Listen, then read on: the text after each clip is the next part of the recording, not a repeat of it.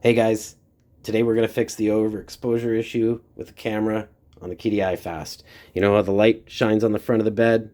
Makes it really hard to see the print. Anyway, first let's take a look at this awesome print. Found it on Thingiverse. It's out of ABS and it glows. I'll leave a link in the description. But all you're going to do is take a 1" by 14" piece of material about 1/8 of an inch thick. You're going to make some 45-degree angle brackets about 1.5 inches long.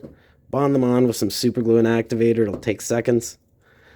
Use the same stuff to take some two-sided tape for the brackets after you've wrapped everything in just aluminum duct tape. And all this serves to do is sit under the light.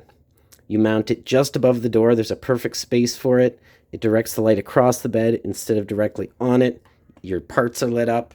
You can see them way better than it is now, and an awesome improvement. I hope you like the video. Thanks.